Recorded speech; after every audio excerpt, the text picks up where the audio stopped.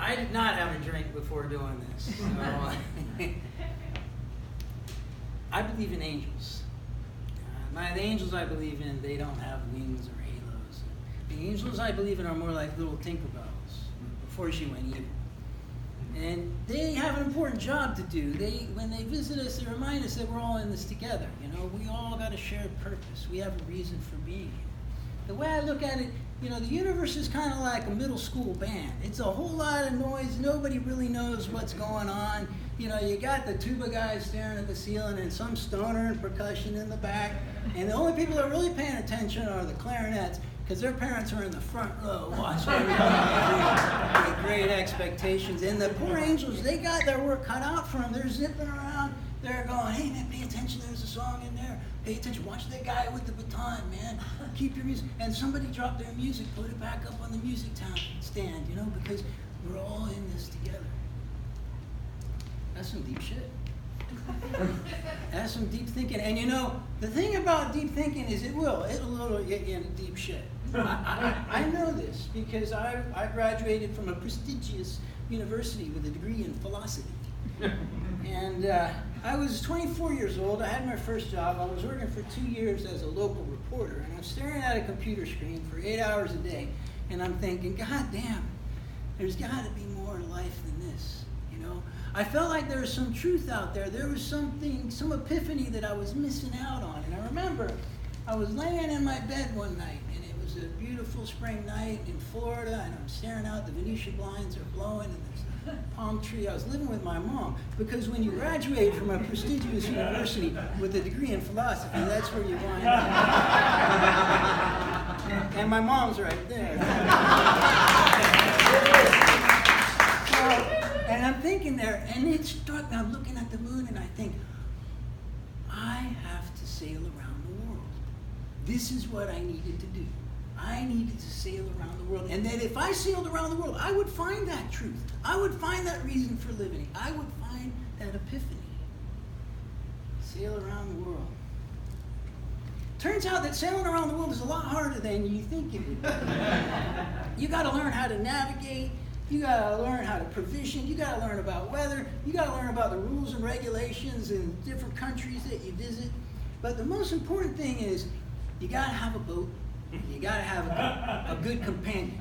Okay, this is important. Now look, people have done it by themselves. People have sailed around the world alone. But I believe that things are so much better if you do them with someone else. Take sex, for example. Way better with someone else. Sail around the world. So I was lucky because my ex-college roommate, he called me on the phone about this time, a guy named Steve Cannon.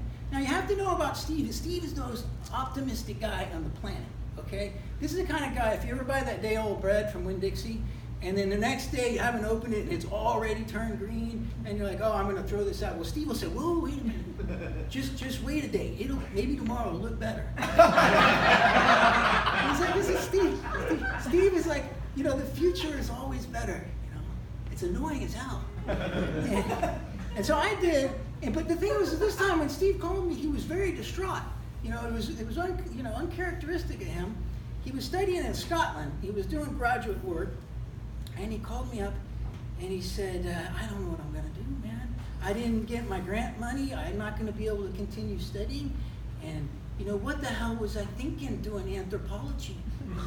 People are so simple. I mean, how much is there to learn? I should have studied bacteria. Shit, those things evolve every 3 weeks and there's billions of them.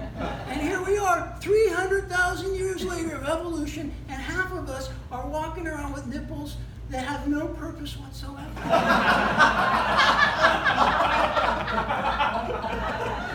Now, I know what you're thinking, totally. It's like, what you mean, amoebas don't have nipples? But, I did what any good friend would do when his friend is distraught. I figured out a way to exploit him. So I bought a ticket to Scotland and I flew out there. I had the whole pitch planned, I needed my companion. I needed somebody to share my dream. And I even had a quote from my favorite philosopher stuck in my back pocket for just the right moment. And the right moment came at the Red Lion pub in Edinburgh, Scotland. It's one of these wood-paneled Scottish pubs with McLeishes and McClendons on the wall with their funny beards and crossed golf clubs on the wall. And the single Scotch malt whiskey is flowing. And I was just waiting for the right time, and I made the pitch. The pitch was classic. I told Steve, I said, dude, if we sail around the world, when we get back, we will be enlightened. We will have all the answers. We'll know it all. And I pulled out my quote from Michel Foucault, the French philosopher. I said, a civilization without boats is a civilization without dreams. I don't know how much Steve actually heard because he had passed out drunk. But 2 weeks later, I was back in Florida. He showed up, knocking on the door, moving in with me and my mom, because that's what you do when you get an anthropology degree from a prestigious university. You move in with your best friend and his mother. And I honestly believe that this was the motivation behind this to sail around the world. That sailing around was an honest, quest for truth. It was an honest quest. And only now, several years later, do I realize what it really was. What was motivating my desire to sail around the world was far darker, far more sinister, far more dangerous. And if you grew up in South Florida in the 1970s, you know exactly what I'm talking about. Jimmy Buffett. Jimmy fucking Buffett. If you listen to Cheeseburger in Paradise 1,000 times in a row, you too are going to wake up in the middle of the night and think you got to sail around the world. It's going to be your salvation. Sail around the world. Jimmy Buffett. But the thing is about sailing around the world is, and they don't tell you this, you actually don't have to sail around the world to find the truth, to get the full experience, okay? And this is, if you paid your $5, this is where you save your $5. But unfortunately, you got in for free, so you don't save any money. But if you want to sail around the world, if you get this crazy idea, you two have heard a little too much Jimmy Buffett, what you do is, next time your car breaks down, you get the wrecker to drag you to the nearest liquor store.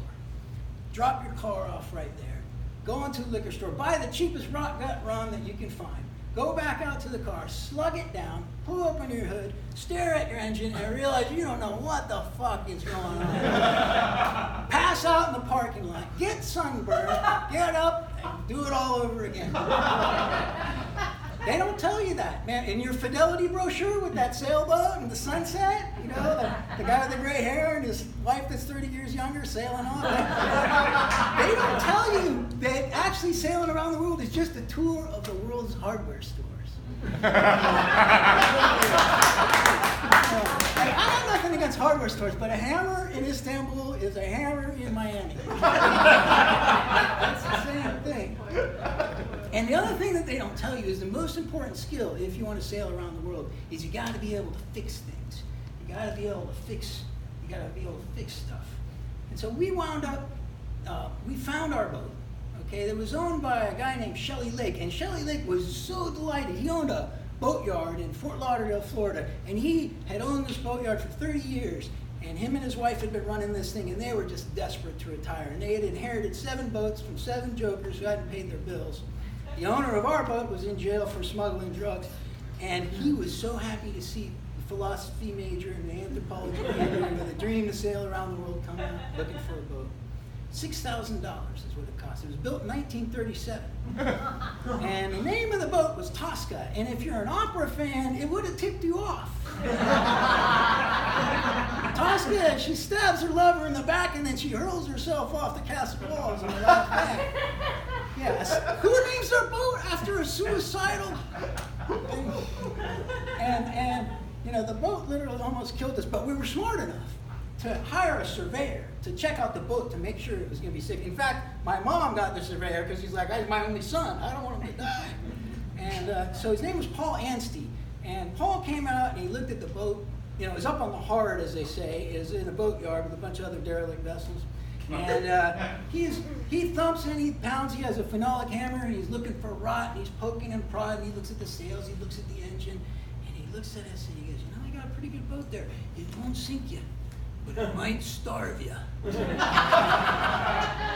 And he wasn't kidding, because 4 weeks later we're living on discarded Cheetos and those little tacos that you get at 7-Eleven for like 79 cents, and you don't know what the hell's in them. And we were just flat broke. I thought there was no way we're getting out of that yard. And Steve, the eternal optimist, he's like, we'll do it. And sure enough, miracle of miracles, we repair upon repair. We get Tosca all ready to go back in the water. Travel lift comes, lifts her up, puts her in the water. You cannot imagine the thrill. Two 24-year-old guys, the whole world in front of them, beautiful spring day, their boat chugging away, untying the dock lines, going out down. We had to go down the New River. We had 20 miles to go that day. And everybody standing at the shore, Shelley Lake, wishing us good riddance, going down the river. Well, half a mile later,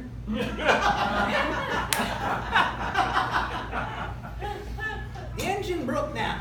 I was not surprised that the engine would break down, but just by a stroke of luck, right where the boat broke down, there was this beautiful, pristine white dock, just like it had been placed there by an angel. And sure enough, we tied it up, and out of the little yellow stucco house came this wonderful old woman, and she said, "Hi, boys. How you doing? It's awfully hot out here. Why don't you come inside, cool off?" All right, so we go inside. She let us use her phone. I called up the boatyard. I said, the boat's broken. We don't know what to do. Don't come back. So it turned out that the engine was clogged with, the fuel was clogged with algae, and then what we had to do was transfer all the old fuel out and bring all the old fuel, the new fuel back in, and Mrs. Johnson drove us to the gas station, helped us out. I mean, it was just incredible. And but all the while, I was having second thoughts. Caked in diesel fuel, and it's 100 degrees. But Steve, all the while, he's saying, well, if we do half a mile a day, every day, we can. And I was just, Steve. But sure enough, we do it. We get cast off. Mrs. Johnson, she comes out with some cookies. It's amazing what chocolate chip cookies, freshly made chocolate chip cookies, can do when you think your world's at the end. And she said, write me a letter when you get to your destination. And, I don't think I've ever reached my destination in my life, but I said I'd do that. And I didn't know if that day we made another 10 miles, and that was kind of set the tone for the way the rest of the 6 years would go. Steve and I would go one step forward and take 2 steps back. But that day, sailing down the New River, I did have a little bit of insight. And that was that there are angels all around us, and we just don't recognize them. Steve, with his optimism, he was there for me when I needed him. And my mother, taking in these 2 jokers with their crazy dreams, she was just an angel.